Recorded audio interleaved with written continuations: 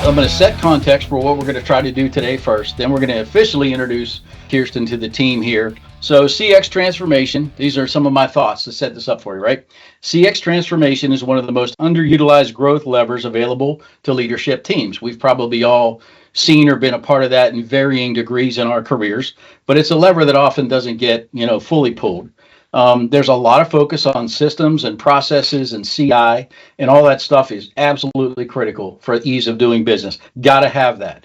But today we're going to talk about digital enhancement, the environment of the customer experience. I kind of call it the living room of our customer experiences at our stores and locations, with digital as a strategy as the decor, right? So as I was prepping for this week, here's a quote that I came across that even helps color it a little bit more. Mergers can buy growth, innovation can spark growth, reducing friction unlocks growth that already exists. And so thinking about that for just a second, look, we know there's friction. And all of us CXers, a lot of passionate CXers on the call, a lot of our clients that we serve at the Daniel Group, we even know the points of friction. And those are also varying degrees. Today is all about, hey, how do we smooth, maybe not the processes, maybe not the systems, maybe not the CI stuff while it's on board, but how do we smooth the dwell time, the wait time, while we have customers experiencing our brand? And that's what Reach Media was just instrumental in helping us do that with Carter TV and a prior life at a dealer.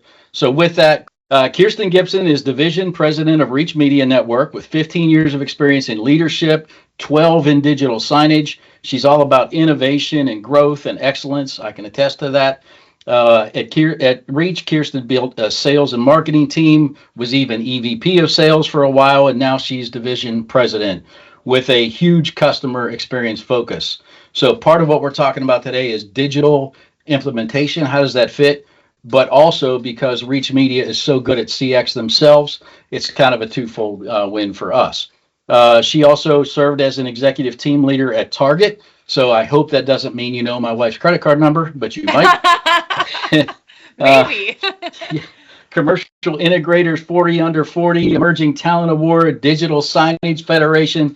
Kirsten's got it going on. So for those of you that don't know, Reach Media, based out of, are you still based out of Minneapolis? We are, yes. Okay. So, yeah, we still have a local office there. Okay, yeah, super powerful group of people that help anything from digital signage. You're seeing some stuff here, really augmenting the customer experience. So with that, Kirsten, welcome. And I know you're on a crazy schedule. You're on the West Coast. It's early. Thank you for taking the time. That's all. For everybody on the call, you're going to have questions. Throw them in chat. We'll get to them. If we don't know the answer, we'll make one up. Anybody from the Daniel Group may answer those questions for you. But with that, Kirsten, welcome. Thank you. No, I appreciate the introduction, and it wouldn't be here without our team. That's one thing, and our customers. So as Bryan mentioned, I mean, he was really instrumental for Reach as well, way back in the day, and giving feedback. And really, we've worked with actually multiple cat dealers now. And like I said, it's all about the people, because at the end of the day, our customers, we want to make sure we're providing a product that, is useful for our customers, because they're the end users at the end of the day, going in there on a daily basis. And we want to make things as quick and easy as possible, because we understand with digital signage, there's not usually a role dedicated to digital signage, while automating information and integrating information too. Thank you. Yeah, that's awesome. And again, it's such an interesting, approach that you guys have. We showed up with, in the case of a dealership, we showed up saying, hey, we want, an in-store TV network, right? Because that's what my prior life had been, almost 100% video type of programming. From that, I learned from you guys, and I saw scenarios of other customers you had that were really effective also with still images, if it's got the right information, right? And heck, by the time 6 years went by in dealership TV network that we built together, in that last year, man, we were putting the NLS score up for the company. We were putting it up per store location in the break room TVs, because we were trying to bring along employees on the ride to say, look, here's what your customers are saying. You might remember we even built customer quotes and put them up on the screen, like positive, no negative ones, but the positive ones so that in break rooms over a cup of coffee, be like, dude, they just mentioned you. Like, look at that, and Smith Construction said your name. So, talk about that for a little bit. Maybe you have an example or two of Yeah. customers that had a pretty good customer experience strategy, and you guys were going to arrive with a solution to augment that or to improve an environment. Can you think of a couple big wins you've had along the way? One of the ones actually, so Church and Dwight, I don't know if you are familiar with the company, but this was more for employee engagement, but it did turn into more of their service providers and vendors, which became customer experience, right? So their strategy actually, it was really unique with the employees because we integrated their intranet that would pull up what they called WOW awards, and it would, pull in from there, and it's, highlighting the employees and such. So their strategy, so they had a variety of different use cases. So not only that, but they had boards dedicated to KPIs. So in both instances, right? So for the customer to see how they're doing, but also from an employee engagement standpoint. So to Bryan's point with like safety numbers, that's something that's, you had Vision Zero. That's something that's very, very common and something that, we can either integrate with a third party system on, or we do have like an app that's a counter app that will automatically count for you. That information was huge for the employees to be able to even speak to. This was something that also was adapted by Hormel. We do all of Hormel's locations as they continue to merge and acquire more plants, like planters, for example. Certain things like that they've adapted to as well, making KP not only just informational customer experience or employee experience, digital signage, but also having boards dedicated to their metrics, which I think has been huge in terms of an engagement and really driving certain goals. And for your customers too, they kind of see the power of that. And we've actually had customers come out of, so then it kind of becomes this layer, right? They're like, wow, I really like that. I'd like to get that in my own office. Yeah. So it's very scalable is the one thing I will say. And once you have that strategy, and Bryan, you probably realize this, it's so easy just to copy over that branded experience and make sure each and every store have that similar consistency, but then you're able to also tailor the content via like a playlist or those metrics, or even calendars like birthdays, anniversaries, things like that we see a lot of. So that's awesome. A lot of the people, a lot of the clients we serve, some of the people on the call do double duty, right? So a part of your identity and your work is customer experience, part of it's marketing. One of the things I know in cat dealer land, but honestly, a lot of businesses are still trying to figure it out in the industrial space, is how do we better digitally engage our customer, right? And we were just starting to dabble with that when I left dealer life with, a QR code on the screen, while somebody's waiting, and put that on a loop, whatever it is, every 3 minutes or something, so they can scan a QR code and get information that strategically you want them to get. You can, trigger a response via email from a screen. Just various ways to engage digitally. And of course, if you're all over it on your game, you're capturing that information, right? Yeah. So now you can follow up. And so, I think you're right. The hardest step in it all is getting the first screen going, because once you have one and you've got it fulfilled and populated with all your strategic stuff, it's copy and paste. Yep. And then for one other thing, for any cat dealer folks on the call, we actually architected this into new store, like renovation and new store construction, so that the renovation and construction team, it came out of their budget. So if it was X footprint, right, there were 4 giant monitors that had to go in the location, they paid for the monitors, right, and the reach players. And then we would just make sure we had the right layouts in there. So there's a way to get there pretty quickly once you see the engagement value, of it. How I think about the world a lot is not about the industry anymore, like what market you're in or anything. It's more about the use case and how do you need to communicate with your customers. What's your content strategy? Is it customer facing versus employee facing? Are you trying to like Teams rooms, for example, has been a big one for us lately. Digital signage in Teams rooms for screens that don't have anything going on or a meeting at that time. They're blank screens. How can you get more information and engagement out there?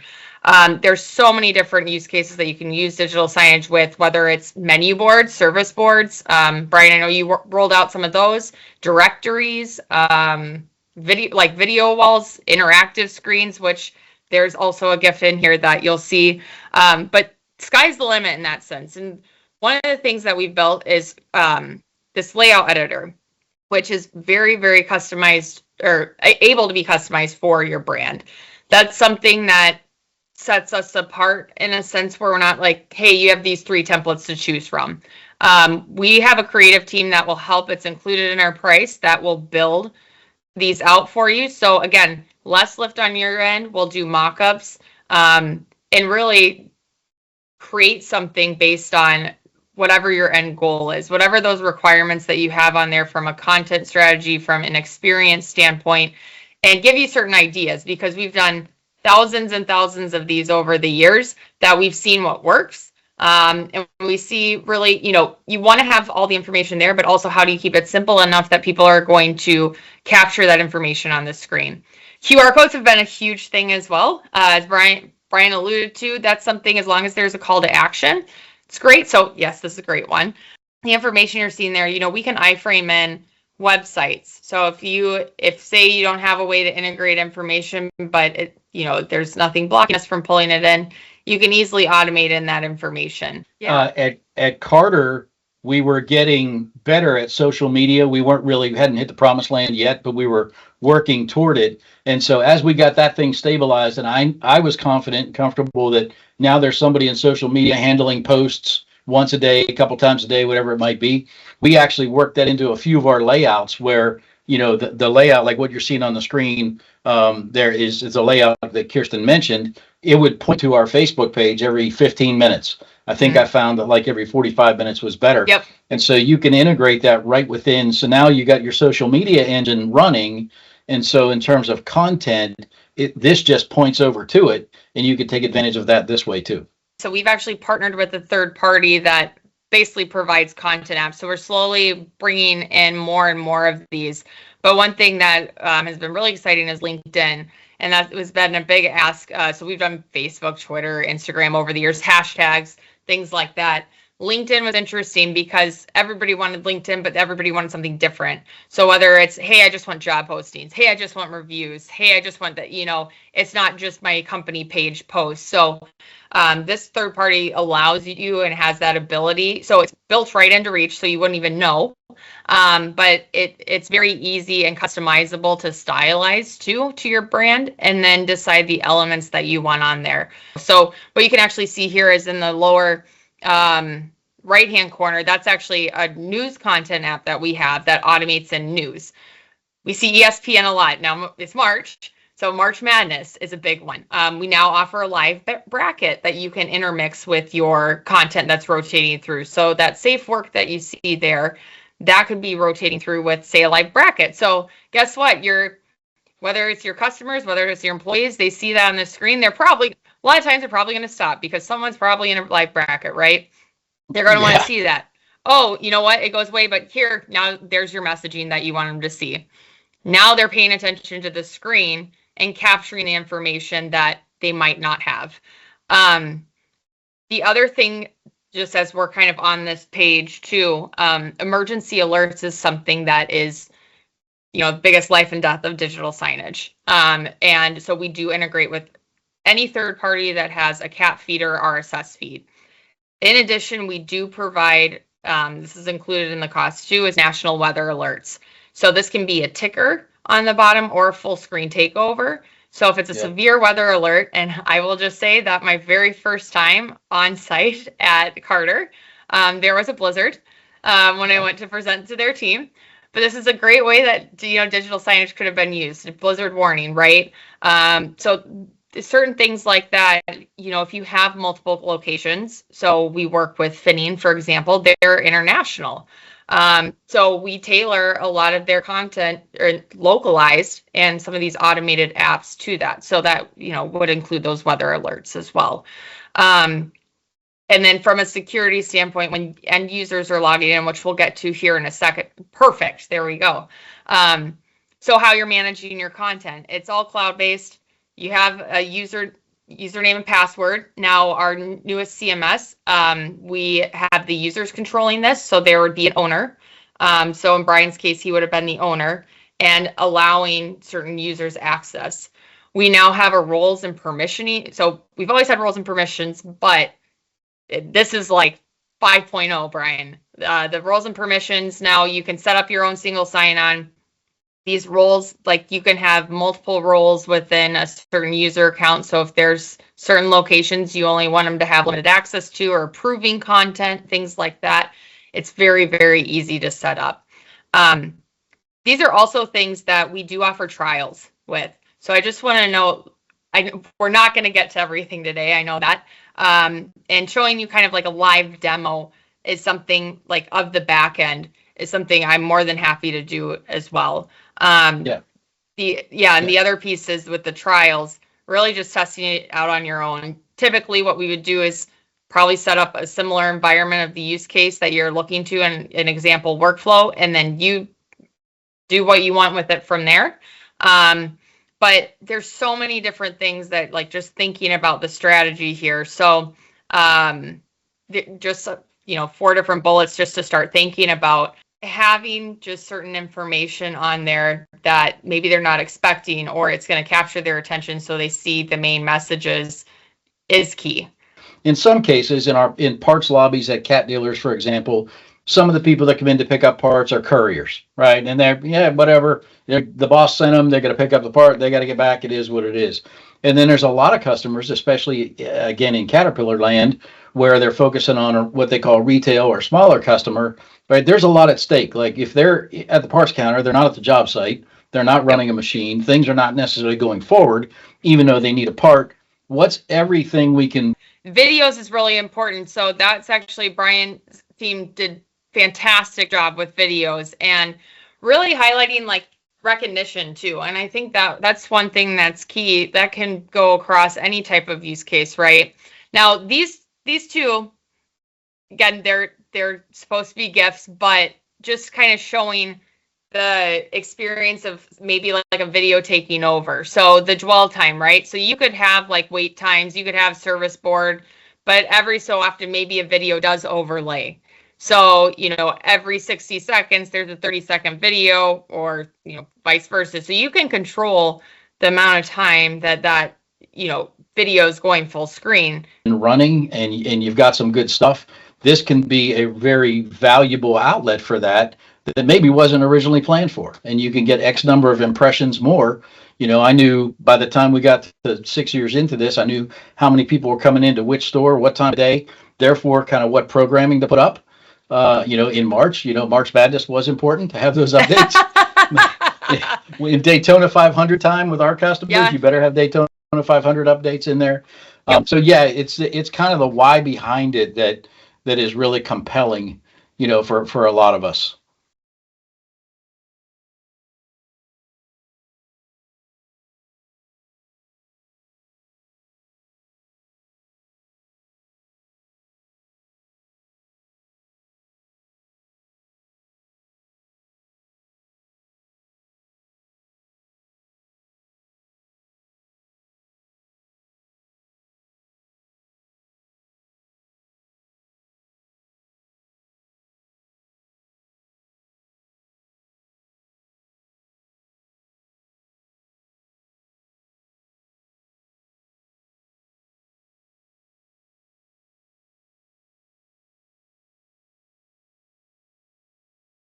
So again, it's reducing that dwell time. It's providing, experience maybe that they weren't expecting to see on the screen.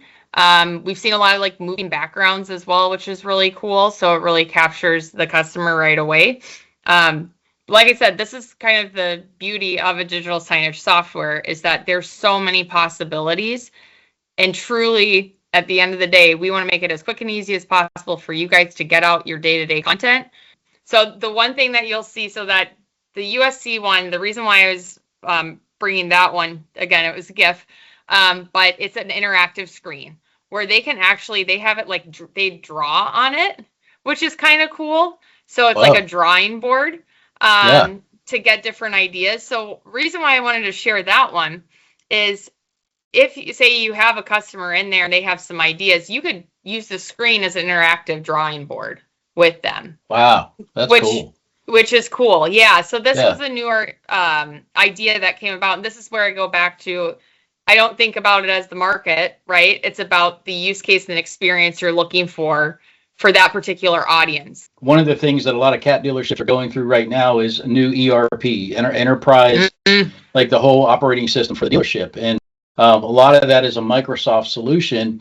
And there's opportunity there as a CXer to, if you're not already participating in that design and kind of the manifestation of that, go inject yourselves into that and talk about, hey, how do we connect into either work order status or parts availability or any of the in-house systems that customers, maybe it's machine repair status, right? That you, over on the front end, we know that in the Microsoft system, you've got that, right? And how can that possibly integrate with a screen status in the lobby? Yep. Or even a QR code a customer could scan and say, let me get an update on my machine, and that would get them into a status look. You don't have the total solution for that. I'm not proposing that, but that's a question to ask now because you can with Yep. digital infrastructure in place like this, you can. Yep. So yeah, land of opportunity there. Well, and I will say Microsoft is definitely so like Power BI, for example, we integrate. It's a lot of our integrations are self-serve where you're authenticating through our system to connect, say, your workspaces from Power BI or Outlook calendars or maybe it's bookings, things like that you can easily integrate into Reach that way. This is not something that I manage here at Toromont, but I definitely, once the recording comes out, I'm going to share this with my marketing friends. Between marketing and CX in my dealer life, man, if we'd have had that integration tight, holy cow, because I would show up to the same meetings and hear their struggle of, we can't digitally engage with the customer. We can't get an email. We can't get a phone number, whatever the things might be. And while this would be a small dose of that, it'd be a sample size. It wouldn't be, thousands weekly. It's a valuable tool to collect some of that and understand what customers are really going through and how you can show up in their world more meaningfully. That's a good one. Anybody else have questions? Kirsten, thanks for taking the time. Doug Fowler, I'm with the Daniel Group, and I was really fascinated to hear more about the interactivity and see the drawing piece of the art school. I struggle with the idea of signage in a world where we drive towards customer experiences that don't tie you up for long wait periods. And so it was neat to see ways to engage with customers, and I would imagine employees as well. You mentioned the conference room kind of concept. Is that part of what your direction, what you're playing with is, redefining what it means to be a signage provider into how do we help people connect? Yeah, so it's kind of like expanding into additional solutions that you didn't think were possible, right? Teams Rooms is like one of those ones that's like a no-brainer, but no one realized it because all you're doing is we have a URL solution right now. We're going to be having like an app basically within Teams that you're going to be able to add it in. But URL is working just fine for the customers that are using it. And it's just a channel within Teams that you just dump it in. So the same information is getting out there, or you can tailor it. So, for example, CarMax, just was on the phone with them yesterday. So they have both type of experience. They have over 2,000 screens with us now. So, and they have one guy managing all this. So how does he do the workload, but yet succeed in both the customer experience and the employee experience? Well, what they're doing now, and this is a solution we came up with, actually Carter has it as well, years ago with website digital signage, where it was embedding into their intranet, right? And so the digital signage is on the main page, say of your SharePoint or whatever it may be. And so those messages are getting to maybe your remote employees too. Well, then now with the concept is we're going to actually embed the digital signage onto our website. So now when people are going to say book a service or, whatever it is, those service wait times now can go right into our website that are also showing it, say, in the store or in their, service areas. So now we're expanding that experience. And even though the information might be the same 90% across the board, well, you know what? On the website, we want just this information showing, or this specifically tailored to it for this particular location. So it can get so granular to that sense, but it makes it still super, super easy from a management standpoint that one person can manage thousands of screens that way. So interactivity is very interesting because it was a solution that went away for a while because of COVID. Now it's back, but people are thinking outside the box more than ever. So LED is also something that has been coming up more and more, and there's really cool interactivity. If you guys ever make it to ISE in Barcelona, it's in February. It's a big conference out there. It's an integrated systems experience. Very cool conference. You could spend days walking through the halls, but a lot of this stuff is there. There's one hall dedicated to digital signage, but there's also a lot of different integrated experiences that are shown there. I just thought of that when you're saying that. Yeah. One of the things that can be intimidating to people, I know, talking with cat friends over the years as we were kind of coming up to speed with this, that can be intimidating is how in the world am I going to get content, right? How in the world, we don't have a video producer. We don't have a graphic designer dedicated to this. And I would say that over the 6+ year journey that I was on with you guys, that got better, easier. And nowadays, AI, holy cow, I was just talking to Doug this morning. I built something this week in minutes, not hours, that, I don't know, a year ago would have been weeks, because I could tell AI what I wanted. I want, this particular type of machine in the foreground and that in the background. 4 seconds later, I got it. So now more than ever, the content to keep these monitors compelling and engaging, that content production cycle is easier than it's ever been, along with all the things that you guys can fulfill in terms of programming. So don't be afraid of that. And that's actually on our roadmap right now, is generative AI to add in to our CMS. So users will be able to use it to build content right there.